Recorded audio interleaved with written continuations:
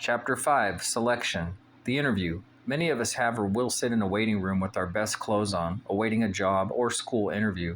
You can feel your palms sweat and thoughts race as you wait for your name to be called. You look around at the office environment and imagine yourself walking through those doors every day. People walk by and smile, and overall, you have a really good first impression of the organization. You hope they like you. You tell yourself to remember to smile, while recalling all your experience that makes you the perfect person for this job. A moment of self-doubt may occur as you wonder about the abilities of the other people being interviewed and hope you have more experience and make a better impression than they do. You hear your name, stand up, and give a firm handshake to the HR manager. The interview has begun. As she walks you back to a conference room, you think you see encouraging smiles as you pass by people. She asks you to take a chair and then tells you what the interview process will be like. She then asks the first question, "Tell me about yourself." As you start discussing your experience, you feel yourself relax just a little bit. After the first interview finishes, she asks you to take a quick cognitive test, which you feel good about. She tells you she will be doing a reference check and will let you know by early next week. To get to this point, the hiring manager may have reviewed hundreds of resumes and developed criteria she would use for selection of the right person for the job. She has probably planned a timeline for hiring, developed hiring criteria, determined a compensation package for the job, and enlisted help of other managers to interview candidates. She may have even performed a number of phone interviews before bringing only a few of the best candidates in for interviews. It is likely she has certain qualities in mind that she is hoping you or another candidate will possess. Much work goes into the process of hiring someone, with selection being an important step in that process. A hiring process done correctly is time-consuming and precise. The interviewer should already have questions determined and should be ready to sell the organization to the candidate as well. This chapter will discuss the main components to the selection process. 5.1, the selection process, learning objective. Be able to name and discuss the steps in the selection process. Once you have developed your recruitment plan, recruited people, and now have plenty of people to choose from, you can begin the selection process. The selection process refers to the steps involved in choosing people who have the right qualifications to fill a current or future job opening. Usually, managers and supervisors will be ultimately responsible for the hiring of individuals, but the role of human resources management is to define and guide managers in this process. Similar to the recruitment process discussed in Chapter 4, Recruitment, the selection process is expensive. The time for all involved in the hiring process to review resumes, weigh the applications, interview the best candidates takes away time and costs money that those individuals could spend on other activities. In addition, there are costs of testing candidates and bringing them in from out of town for interviews. In fact, the U.S. Department of Labor and Statistics estimates that combined direct and indirect cost of hiring someone new can reach upwards of $40,000. Because of the high cost, it is important to hire the right person from the beginning and ensure a fair selection process. For example, the Austin, Texas Fire Department calculated it would cost $150,000 to re-interview candidates after the interview questions were leaked to the public, giving some candidates possibly unfair advantages in the process. The selection process consists of 5 distinct aspects: criteria development, application and resume review, interviewing, test administration, and making the offer.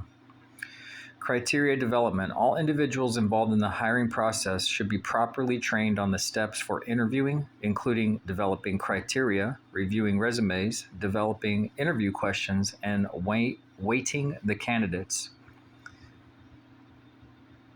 The first aspect to selection is planning the interview process, which includes criteria development. Criteria development means determining which sources of information will be used and how those sources will be scored during the interview. The criteria should be related directly to the job analysis and the job specifications. This is discussed in Chapter 4, Recruitment. In fact, some aspects of the job analysis and job specifications may be the actual criteria. In addition to this, includes things like personality or cultural fit, which would also be a part of criteria development. This process usually involves discussing which skills, abilities, and personal characteristics are required to be successful at any given job. By developing the criteria before reviewing any resumes, the HR manager or managers can be sure he or she is being fair in selecting people to interview. Some organizations may need to develop an application or a biographical information sheet. Most of these are completed online and should include information about the candidate, education, and previous job experience. Number 2, application and resume review. In addition to criteria development, the next step is application and resume review. Applications can be reviewed. People have different methods of going through this process, but there are also computer programs that can search for keywords in resumes and narrow down the number of resumes that must be looked at and reviewed. Interviewing. After the HR manager and/or manager have determined which applications meet the minimum criteria, he or she must select those people to be interviewed. Most people do not have time to review 20 or 30 candidates, so the field is sometimes narrowed even further with a phone interview. This is discussed in next section, 5.3, types of interviews. 4, test administration. So we have criteria development, the application and resume review, interviewing, and now test administration, number 4. Any number of tests may be administered before a hiring decision is made. These include drug tests, physical tests, personality tests, and cognitive tests. Some organizations also perform reference checks, credit report checks, and background checks. Types of tests are discussed in section 5.4, testing. Once the field of candidates has been narrowed down, tests can be administered.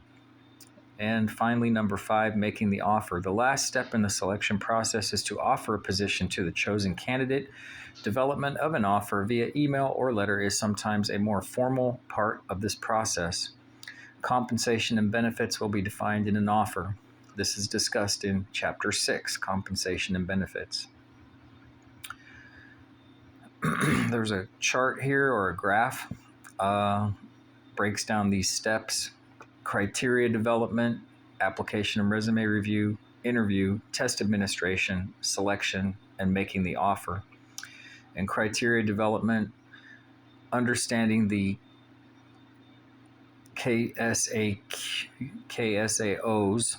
determine the sources of the KSAOs, information such as testing, interviews, develop a scoring system for each of the sources of information, and create an interview plan. Unfortunately, I don't know what the KSAO stands for. That must have been defined earlier in the book. I would assume that it means something like critical key components that you need to have for the interview, but we'll have to look that up later. Application and resume review should be based on criteria developed in step 1 and consider internal versus external candidates. Sometimes these job interviews, they actually have someone in mind that they're hiring, and they're actually only conducting the interviews to make it look like they are legally complying with offering the job to other people. Interview. Determine types of interview, write interview questions, and be aware of interview bias. Test administration. Perform testing as outlined in criteria development, could include reviewing work samples, drug testing, or written cognitive and personality tests. Selection. Determine which selection method will be used. Compare selection method criteria. Making the offer. Use negotiation techniques. Write the offer letter or employment agreement. By the way, you will never have a better opportunity to ask for more money than you do when you were initially made an offer. At no point in time will you be offered a raise that is as much as you can get if you can hold out for more. Sometimes they can't offer more, other times they can. Sometimes these things are on schedules and people are brought in at a certain pay rate. Now there's a box here.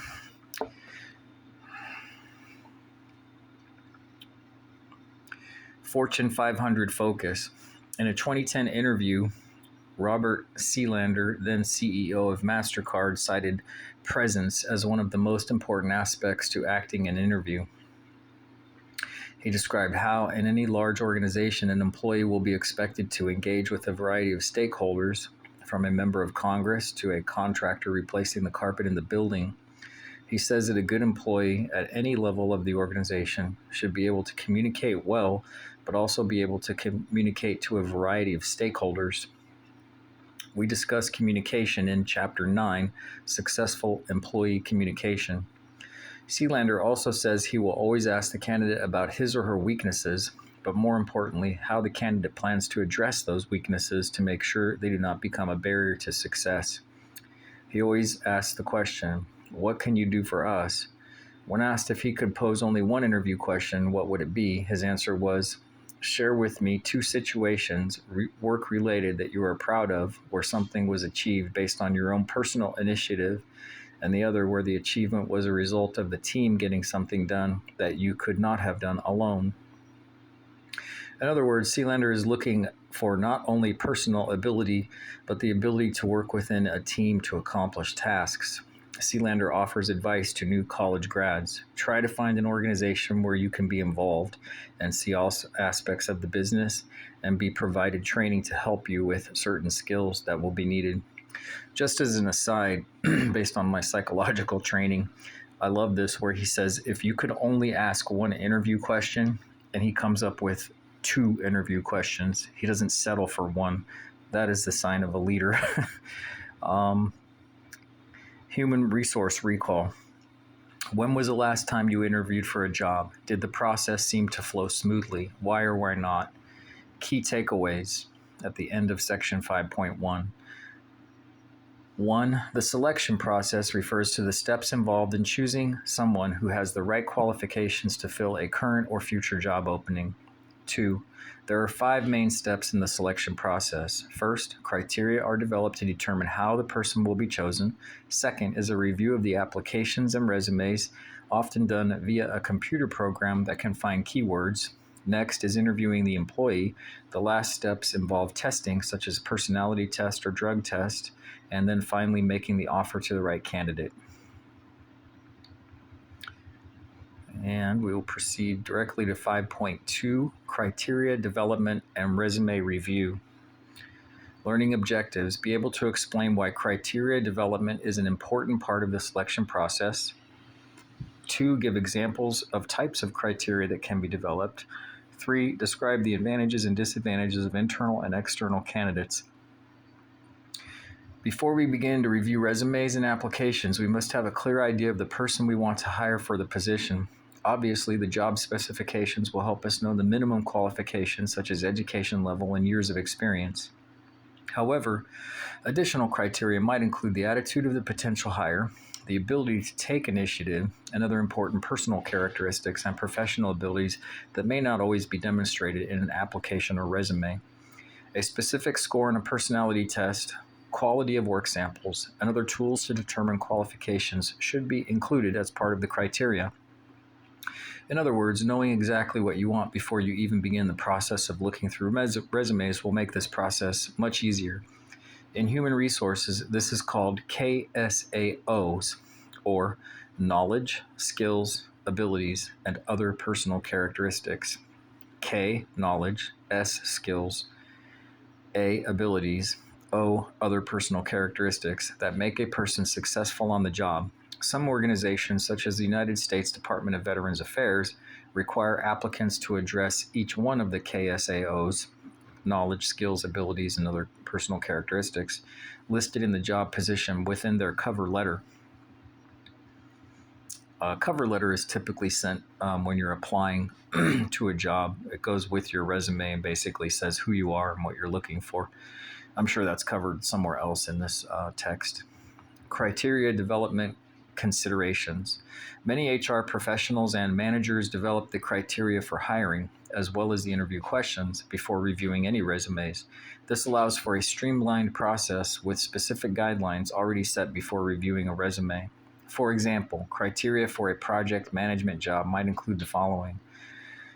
There's 8 criteria here. 1, 2 years of experiencing managing a $2 million or more project budget. 2, a bachelor's degree in business or closely related field. 3, ability to work on multiple projects at once. 4, problem-solving ability. 5, conflict management ability. 6, ability to manage a team of 5 or 6 diverse workers.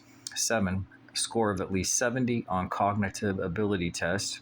8, score of excellent from most recent employer.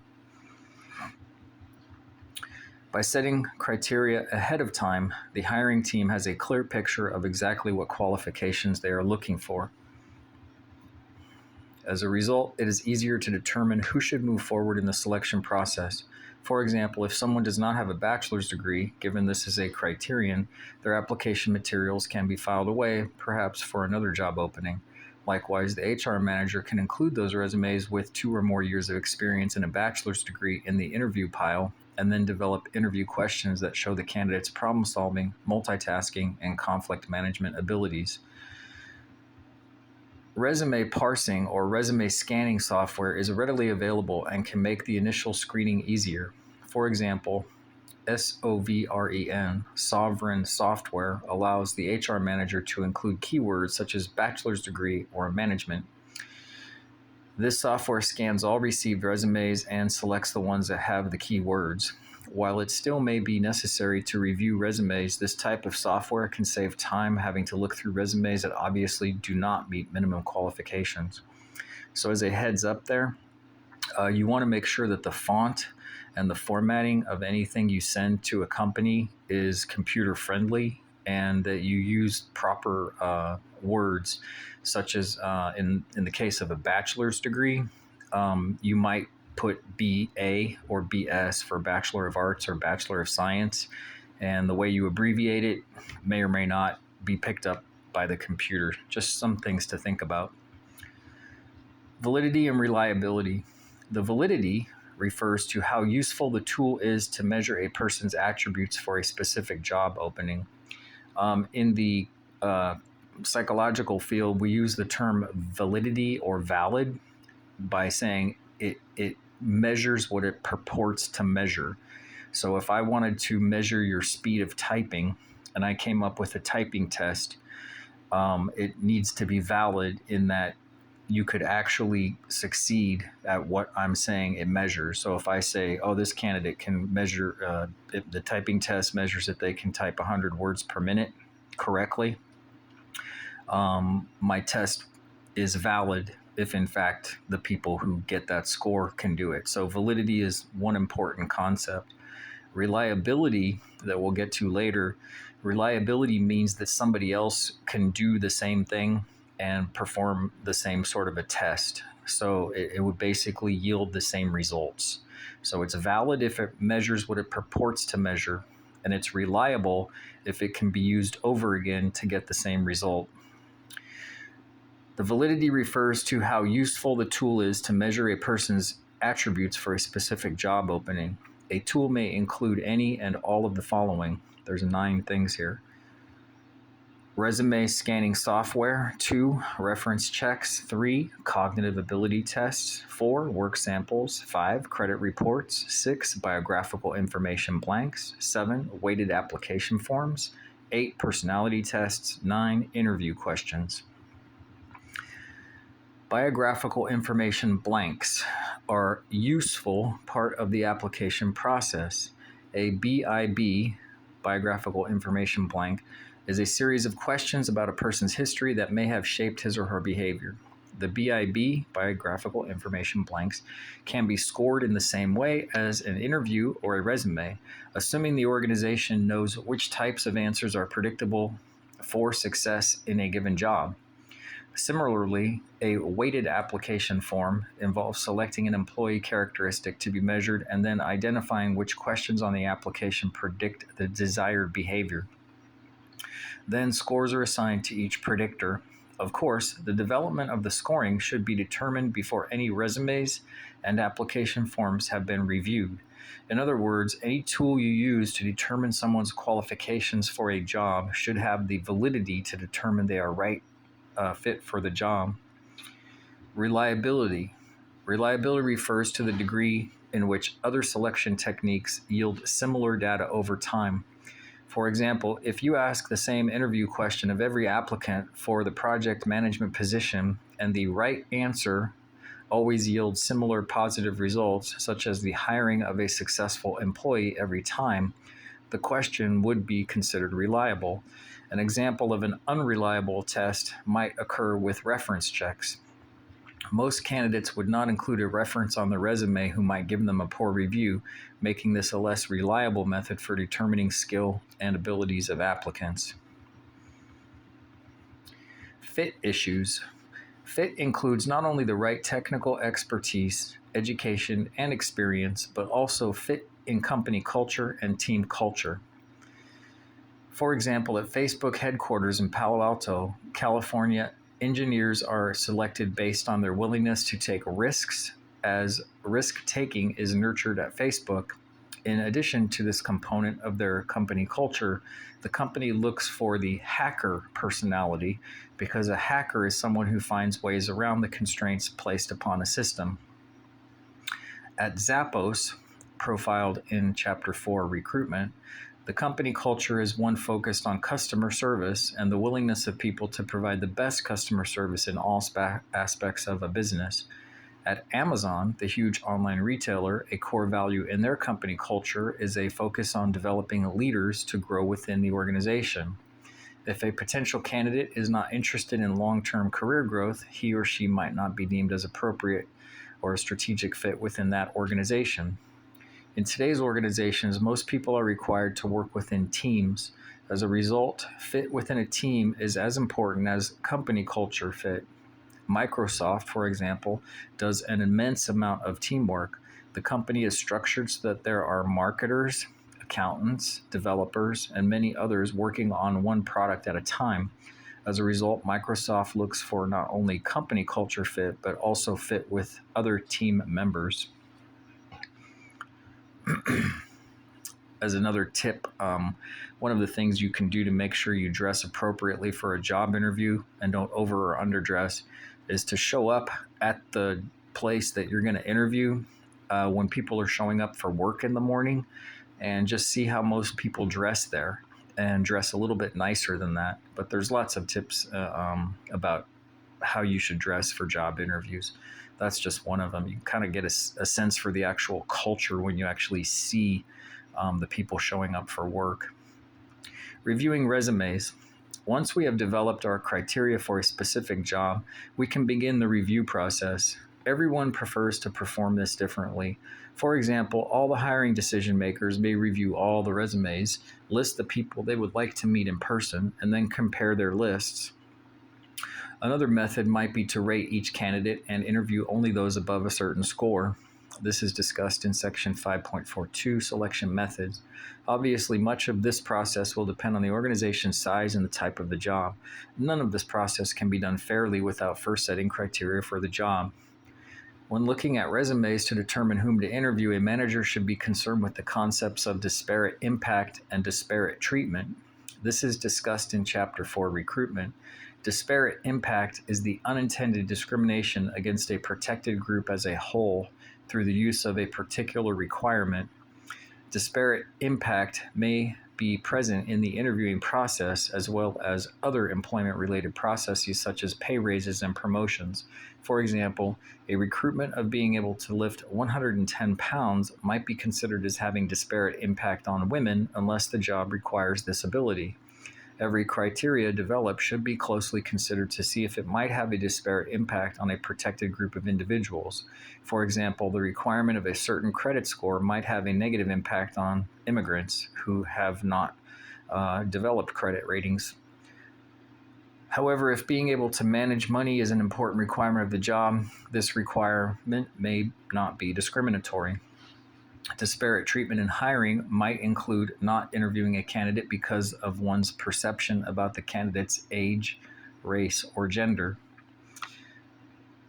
For example, as an addition, you can't be asked certain questions in a job interview, such as your marital status or whether or not you have kids or you're pregnant, for example. I remember working for a school district, and one of our teachers quit mid-year, and we hired another woman who probably was 5 months pregnant by the time we interviewed her, because she gave birth 4 months later and also quit before the school year was over with. It became obvious that she was pregnant once she started, but it was not obvious when she was hired. She was an excellent teacher, though, by the way. She was very good. I'm not sure what happened if she stayed with the organization, but it came to our attention that she might have gotten the job because of the benefits that we offered in the school district. So there you go. Just, you can't ask those kinds of questions in a job interview. It's not appropriate. Even if she was obviously pregnant, it would not have been an appropriate question. So you don't have to offer that information, and it can't be asked about. The last consideration is the hiring of internal versus external candidates. An internal candidate is someone who already works within the organization, while an external candidate is someone who works outside the organization. A bidding process may occur to notify internal candidates of open positions. This is discussed in Chapter 4, Recruitment. Generally speaking, it is best to go through a formal interview process with all candidates, even if they work within the organization. Many times these jobs are posted, and they have to be posted, and it may say that they're hiring an internal candidate first, or they're looking for internal candidates first before they post outside the organization. So you have to look at some postings and make sure that it's even a job that's available out to outsiders. This way, an HR professional can be assured that disparate treatment does not occur because of favoritism. For example, a senior executive of your organization just left, and you believe the manager in that department is qualified to take over the position. Suppose, though, that the manager has been lobbying you for the job for some time and has even taken you out to lunch to talk about the job. While this person has maintained high visibility and lobbied for the promotion, there may be equally qualified internal candidates who did not use the same lobbying techniques. Automatically offering the position to this internal candidate might undermine others who are equally qualified. So while hiring internally can be a motivator, making assumptions about a particular person may not be a motivator to others.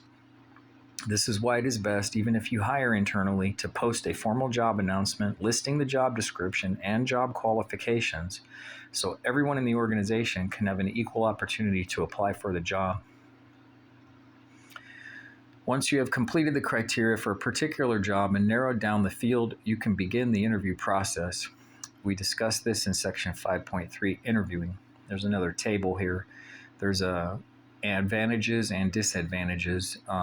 Internal candidate advantages: reward contributions of current staff, can be cost effective as opposed to using traditional recruitment strategy, can improve morale. Knowing past performance of the candidate can assist in knowing if they meet criteria. The disadvantages to an internal candidate is it can produce inbreeding, which may reduce diversity and difference perspectives.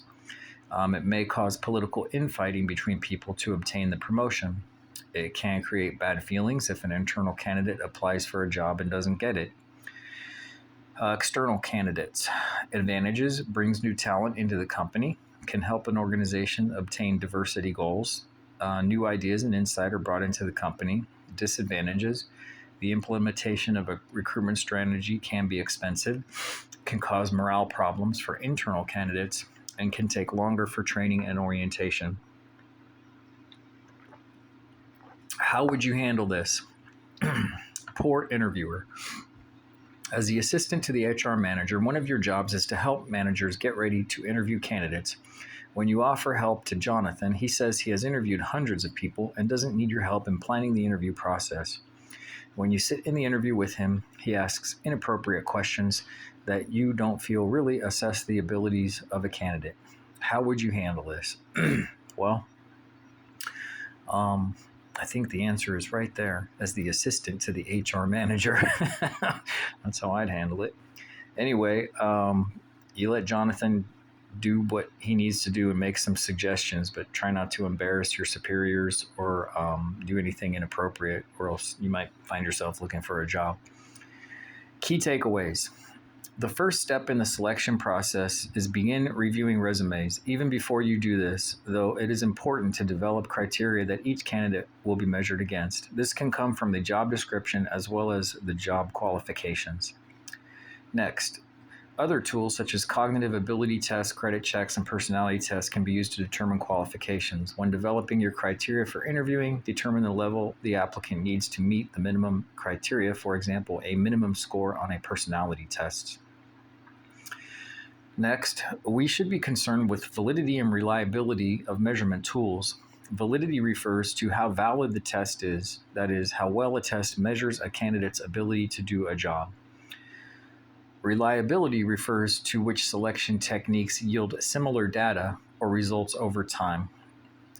It is important to choose the right measurement tool used to determine whether the candidate meets the criteria.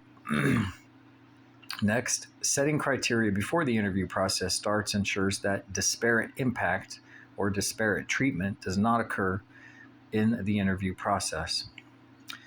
Next, when hiring, there is the option of internal and external candidates. Each has its own set of advantages and disadvantages. Internal candidates may be able to hit the ground running, but external candidates may come in with new perspectives. Even if an internal candidate seems to be the best hire, it is best to still perform the process of posting the job and interviewing, since other less vocal employees might be qualified internal candidates as well. In other words, don't assume one person is the obvious choice for the promotion. Section 5.3, Interviewing. Learning objectives. Explain the various types of interviews and interview questions. Discuss interview methods and potential mistakes in interviewing candidates. 3. Explain the interview process. Interviewing people costs money. As a result, after the candidates are selected, good use of time is critical to making sure the interview process allows for selection of the right candidate. In an unstructured interview, questions are changed to match the specific applicant. For example, questions about the candidate's background in relation to their resume might be used. In a structured interview, there is a set of standardized questions based on the job analysis, not on individual candidates' resumes. While a structured interview might seem the best option to find out about a particular candidate, the bigger concern is that the interview revolves around the specific job for which the candidate is interviewing. In a structured interview, the expected or desired answers are determined ahead of time, which allows the interviewer to rate responses as the candidate provides answers. This allows for a fair interview process, according to the U.S. Office of Personnel Management. For purposes of this selection, we will assume that all interviews you perform will be structured unless otherwise noted. Types of interviews. Interview processes can be time-consuming, so it makes sense to choose the right type of interview for the individual job. Some jobs, for example, may necessitate only one interview, while another may necessitate a telephone interview and at least one or two traditional interviews. Keep in mind, though, that there will likely be other methods with which to evaluate a candidate's potential, such as testing. Here are different types of interviews. There are 8 of them listed. I'm just going to list what they are first. 1, traditional interview. 2, telephone interview. 3, panel interview. 4, information interview. 5, meal interviews. 6, group interviews. 7, video interviews. 8, non-directive interview, sometimes called an unstructured interview. Traditional interview. This type of interview normally takes place in the office. It consists of the interviewer and the candidate, and a series of questions are asked and answered. 2, telephone interview. A telephone interview is often used to narrow the list of people receiving a traditional interview. It can be used to determine salary requirements or other data that might automatically rule out someone given a traditional interview. For example, if you receive 200 resumes and narrow these down to 25, it is still unrealistic to interview 25 people in person.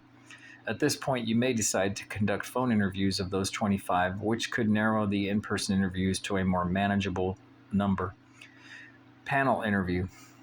A panel interview occurs when several people are interviewing one candidate at the same time.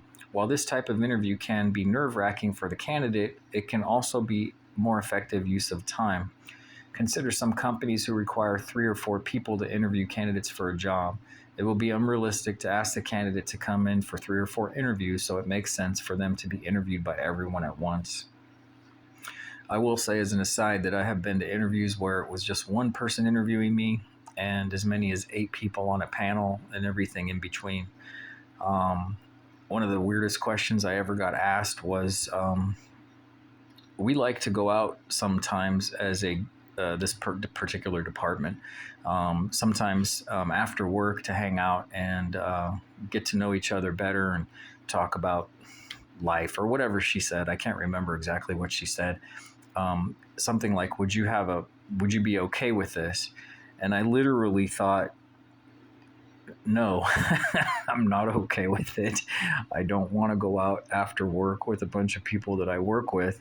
But I kind of changed it to one place I worked. We went out together for lunch at least once a week, and we got to know each other better there. And that was always really enjoyable. And it may be the same sort of thing to hang out and get to know my coworkers a little bit better. And I thought that could be fun. It was a question that I had never prepared for, and I'm sure I stuttered and I did not get the job. But to be honest with you, I didn't like some of the people in the room, and the thought of spending any more time with them than I had to, because I wasn't there to work with them. I was there to work with the population of people that the company served. So you get an idea sometimes in an interview that it's not going to be a good fit, and vice versa. And it may be right there in the middle of the interview where you're just pretty much able to say, I don't even think I really want this job. And it's not going to hurt you to stay there and do the best you can, because you might get some skills in answering some of those questions. And even if you don't get the job offer, you can get an opportunity to learn some more interview questions. Information interview. Informational interviews are usually used when there is no specific job opening, but the candidate is exploring possibilities in a given career field. The advantage to conducting these types of interviews is the ability to find great people ahead of the job opening. Informational interviews, by the way, are very useful if you think you want to go to work for some company or you want a particular job. Let's say you want to be a school psychologist. You can call up 3 or 4 school psychologists and ask if you can spend 10 or 15 minutes asking them some questions about their job. And just some simple questions like, I'm researching this particular field of school psychology or whatever, and I'm wondering if I could just ask you a few questions. And it might be something like, what qualities do you feel make for a good school psychologist? What advice would you have for somebody considering entering this field in terms of training and experience?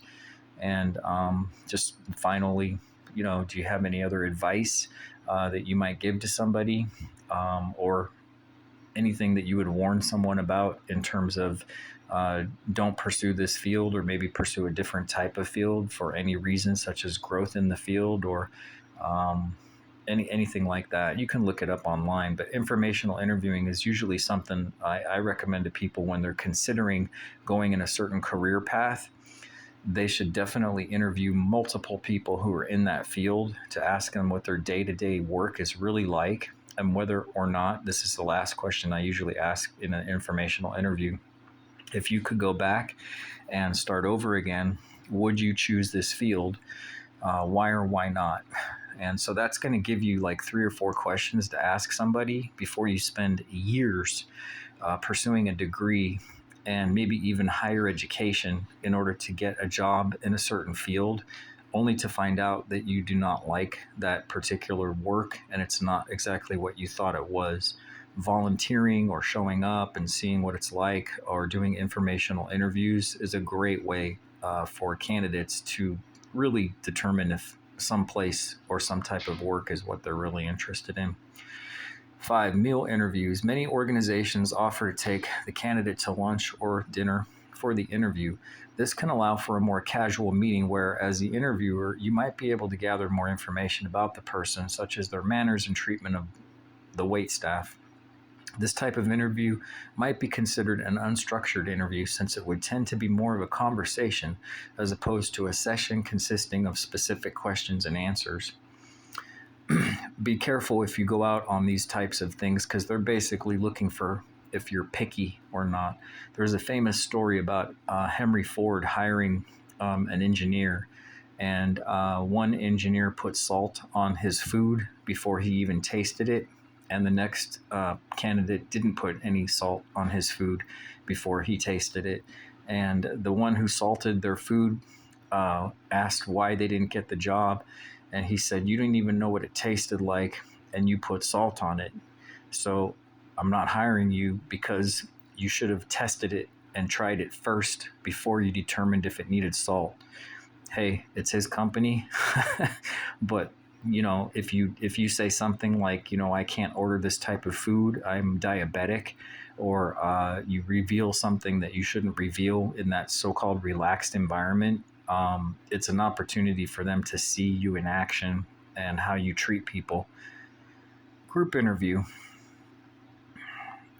In a group interview, 2 or more candidates interview at the same time. This type of interview can be an excellent source of information if you need to know how they may relate to other people in their job. Oh my goodness, I went to one of these once and there was like 8 people that worked at the company sitting at different tables, and all the candidates went from one table to the next, and we were all in the same room at the same time, and it was interesting to say the least. I did not like the experience personally. In any case, video interviews. Video interviews are the same as traditional interviews, except that video technology is used. This can be cost-saving if one or more of your candidates are from out of town. Skype, for example, allows free video calls. An interview may not feel the same as a traditional interview, but the same information can be gathered about the candidate. Obviously, this book was written before the pandemic because that's become much more common now.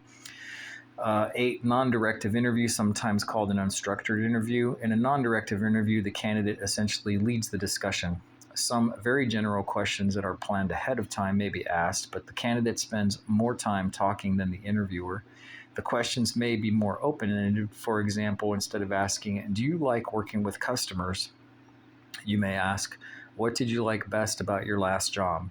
The advantage of this type of interview is that it can give candidates a good chance to show their abilities. However, the downside is that it may be hard to compare potential candidates since the questions are not set in advance. It relies more on a gut feeling approach. It is likely you may use one or more of these types of interviews. For example, you may conduct phone interviews, then do a meal interview, and follow up with a traditional interview depending on the type of job. Interview questions. Most interviews consist of many types of questions, but they usually lean towards situational interviews or behavior description interviews. A situational interview is one in which the candidate is given a sample situation and is asked how he or she might deal with the situation. In a behavior interview, the candidate is asked questions about what he or she actually did in a variety of given situations. The assumption in this type of interview is that someone's past experience or actions are an indicator of future behavior. These types of questions, as opposed to the old "tell me about yourself" questions, tend to assist the interviewer in knowing how a person would handle or has handled situations. These interview styles are also used a structured method and provide a better basis for decision making. Examples of situational interview questions might include the following. I've seen this one before. If you saw someone stealing from the company, what would you do? Now, when these are on personality tests, think about it. The question I remember from one personality test was, if your brother or sister or relative worked at our company and you knew they were stealing, would you report them? Now, think about the answer that you might give to that. Are you really going to report your own brother or sister? Probably not. So if you answer the question with yes, that's really not normal. You wouldn't report your own brother or sister most likely, so you would probably answer no. Either way, it's not going to be a great answer. So I don't think that's a valid question, because if you say, yes, I would report them, that's what you're supposed to do, right? But if you say, no, I wouldn't report them, well, then that means that you're normal. So some of these questions are going to place you in a situation where you might have to answer with a question such as, I'm not really sure that I would know what to do or what the process is or who to report it to, or if it would be more appropriate to talk to the person. I would hate to turn somebody in for doing something that I thought they were doing. And if I didn't know for sure, I might be hesitant to report them as actually stealing. I might say that I have a concern about something and bring it to the person's attention or to my superior's attention, but I'm not sure that I would know for sure how to handle that particular situation, and I would look for guidance. I mean, you have to prepare yourself for some of these answers, because otherwise you're just not going to know how to answer. Number 2, one of your employees is performing poorly, but he has some personal home issues he is dealing with. How would you handle complaints from his colleagues about lack of performance? That's a good question. A coworker who has told you she called in sick 3 days last week because she actually decided to take a vacation. Well, what would you do? Number 4, you are rolling out a new sales plan on Tuesday, which is really important to ensure success in your organization. When you present it, the team is lukewarm on the plan. What would you do? Number 5, you disagree with your supervisor on her handling of the question or the situation. What would you do? So, again, think about how you would fit in with the company. I remember being asked a question such as a school counselor, a student comes to you and says there's going to be a fight after school. It's 5 minutes to the end of the school day, and there's going to be a fight after school. A parent shows up angry about some situation with respect to their student and demands to speak to you. And another parent shows up and they have an actual appointment. So how do you prioritize? So these are the kinds of questions you can expect. Obviously, safety is first, so you put safety first. There's going to be a fight. Well, potentially you're being set up.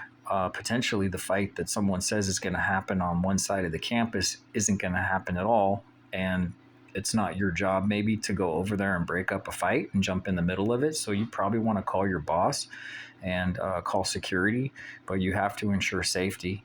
The parent who had the appointment, in my opinion, is given priority, but the parent who shows up and is concerned, you certainly want to make sure that they are heard and that you get a sense for their concern.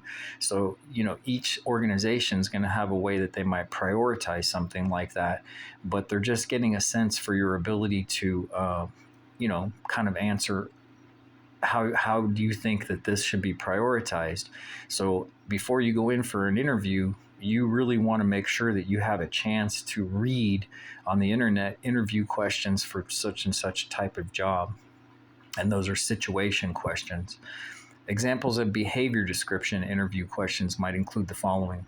Tell me about a time you had to make a hard decision. How did you handle this process? And again, you want to think in terms of things that came out well. You're when you answer these questions, you're trying to think of something you learned or something that came out well, or how this came out good in the long run, because you want to leave with a positive impression. Number 2, give an example of how you handled an angry customer. Number 3, did you show leadership in your current or past job? What would be an example of a situation in which you did this? Number 4, what accomplishments have given you the most pride and why? Number 5, what plans have you made to achieve your career goals? So there's a link here for the top 36 interview questions and answers. You're going to have to look it up. I'm not going to read it out. Examples of how to answer those difficult interview questions. As you already know, there are many types of interview questions that would be considered illegal. Here are some examples. There are 7 examples. I'll just give them real quick. National origin, age, marital status, religion, disabilities, criminal record, personal questions. So let's go over these. National origin. You cannot ask seemingly innocent questions as, that's a beautiful name, where's your family from? This could indicate national origin, which could result in bias or perceived bias. You also cannot ask questions about citizenship except by asking if a candidate is legally allowed to work in the United States. Questions about the first language of the candidate shouldn't be asked either. However, asking, do you have any language abilities that would be helpful in this job, or are you authorized to work in the United States, would be acceptable. Number 2, age.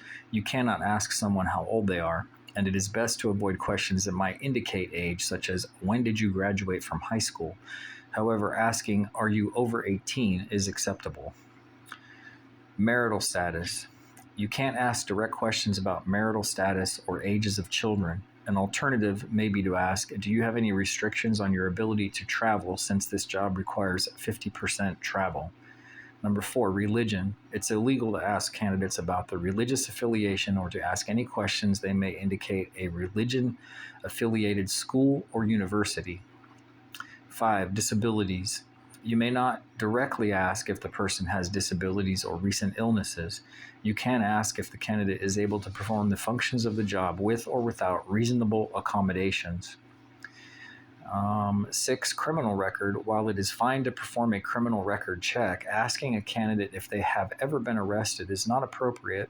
However, questions about convictions and guilty pleadings are acceptable. By the way, being arrested means that you are charged with some crime. You are, according to the rules of the United States, innocent until proven guilty. So something on your arrest record is not the same as something on your conviction record. Number 7, personal questions. Avoid asking personal questions such as about social organizations or clubs unless they relate to the job. Besides these questions, any specific questions about weight, height, gender, and arrest record, as opposed to allowable questions about criminal convictions, should be avoided. HR professionals and managers should be aware of their own body language in an interview. Some habits, such as nodding, can make the candidate think they are on the right track when answering a question. Also be aware of a halo effect or reverse halo effect. This occurs when an interviewer becomes biased because of one positive or negative trait a candidate possesses. Interview bias can occur in almost any interview situation. Interview bias is when an interviewer makes assumptions about the candidate that may not be accurate. By the way, I think the reverse halo effect is what was called in the other textbook I read, the horn effect, sort of like the halo is for angels and the horns are for the devil. Contrast bias is a type of bias that occurs when comparing one candidate to others. It can result if one person looking particularly strong in an area when in fact they look strong compared to other candidates. A gut feeling bias is when an interviewer relies on an intuitive feeling about a candidate. Generalization bias can occur when an interviewer assumes that how someone behaves in an interview is how they always behave. For example, if a candidate is very nervous and stutters while talking, an assumption may be made that he or she always stutters. Another important bias called cultural noise bias occurs when a candidate thinks he or she knows what the interview wants to hear and answers the questions based on that assumption. That's interesting. I don't know that one. Cultural noise bias. Nonverbal behavior bias occurs when an interviewer likes an answer and smiles and nods, sending the wrong signal to the candidate. A similar to me bias, which would be considered discriminatory, results when an interviewer has a preference for a candidate because he or she views that person as having similar attributes as themselves. Finally, a recency bias occurs when the interviewer remembers candidates interviewed most recently, compared to other candidates. And there is stuff about that. In other words, if you can, they've had done studies on this where if you're going to see a judge for some reason and they're going to rule on your case, people who cases are ruled on just after lunch tend to get a better outcome. I don't know, it's just the time of day. So if they ask you when you can come in for an interview and they say we take a lunch from 12 to 1, coming in at 1:30 probably is better than coming in at 9:30 in the morning, because they might forget you after they've interviewed 6 more people by the time they get to lunch. So one thing I wanted to say with this is I went to an interview once, and there were 4 people on the other side of the table, 2 that worked for the organization and 2 were parents who had children in the organization, or board members. I can't remember exactly. And I got 0 nods, 0 positivity. These questions were asked. It could have almost been written down. They gave me no feedback whatsoever. I really thought they hated me. I thought they absolutely hated me. I left that job interview thinking there's no way they're going to call me. And they called me an hour later and asked me if I wanted to take the job. It was a complete shock. I got nothing out of them during the interview. No smiles, no nods, no nothing.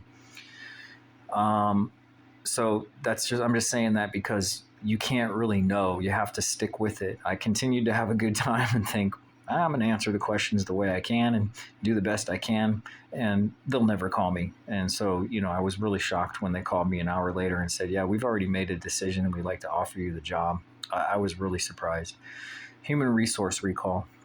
What are the dangers of a reverse halo effect? The halo effect occurs when a desirable trait makes us believe all traits possessed by the candidate are desirable.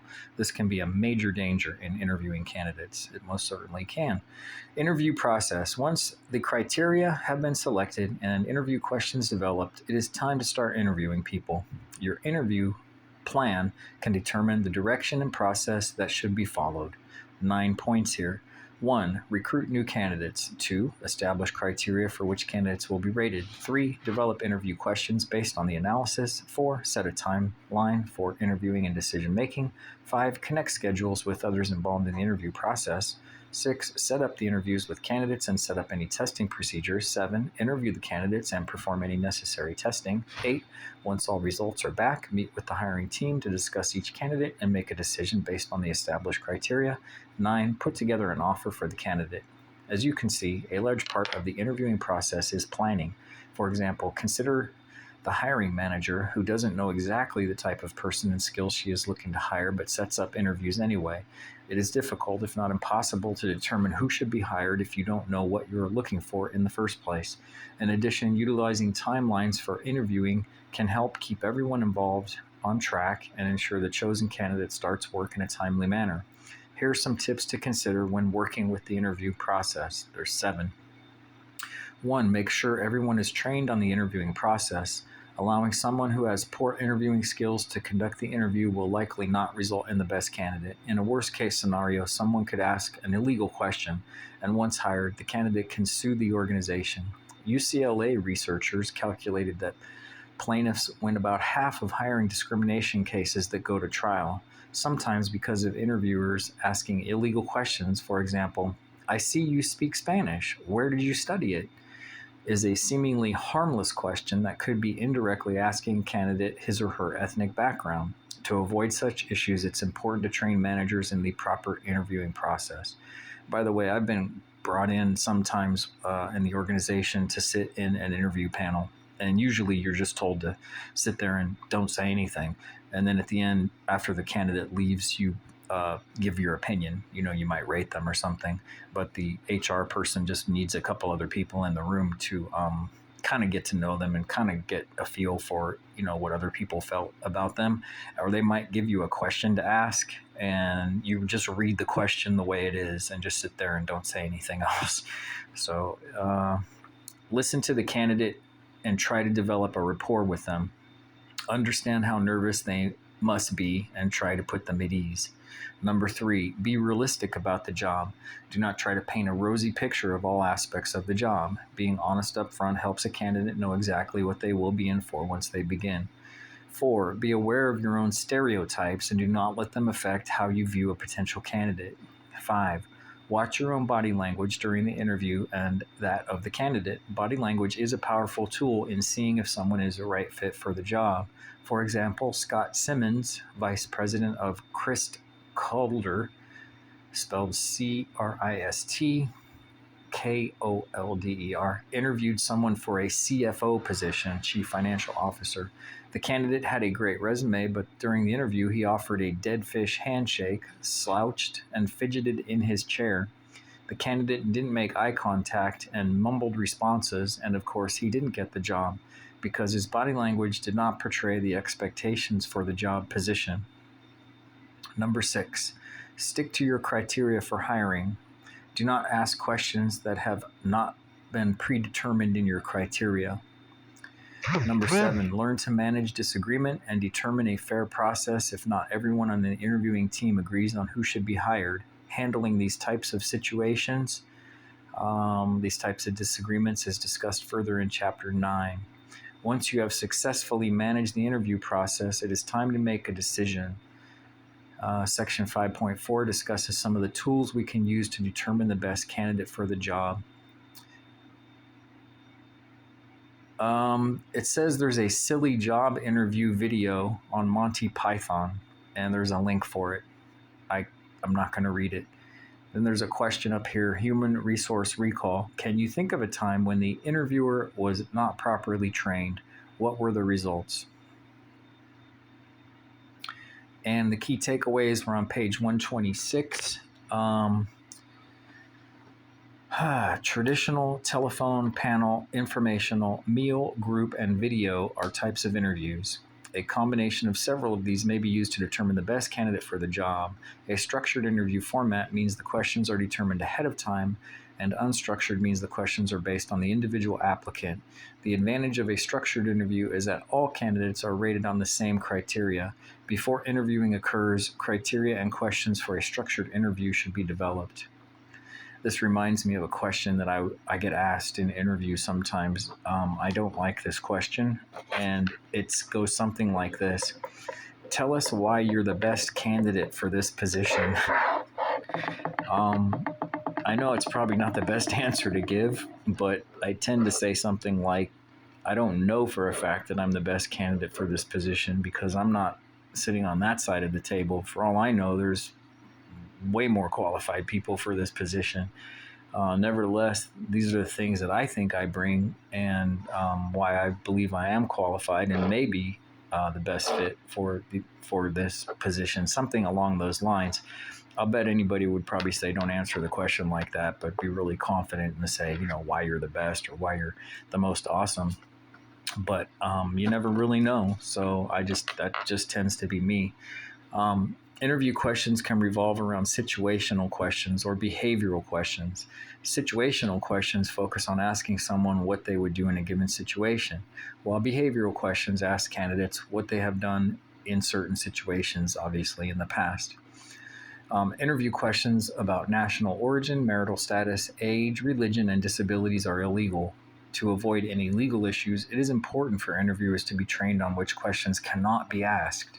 The halo effect, which assumes that one desirable trait means all traits are desirable, should also be avoided. The process involved in interviewing a person includes the following steps: recruit new candidates, establish criteria for which candidates will be rated, develop interview questions based on the analysis, set a timeline for interviewing and decision-making, connect schedules with others involved in the interview process, set up interviews with candidates and set up any testing procedures, interview the candidates and perform any necessary testing, and once all results are back, meet with the hiring team to discuss each candidate and make a decision based on the established criteria, then finally put together an offer for the candidate. Lastly, developing a rapport, being honest, and managing the interview process are tips to having a successful interview. And we're on page 127. That is the beginning of section 5.4. So we've gone over section 5.1, the selection process, section 5.2, criteria development and resume review, and section 5.3, interviewing. And now there's 3 sections left to this chapter, about 10, maybe 15 more pages, I guess. And testing, 5.4, testing and selection, 5.5, making the offer, 5.6, cases and problems. And this video has gone on for an hour, so I'm going to break and cover the next section in a separate video.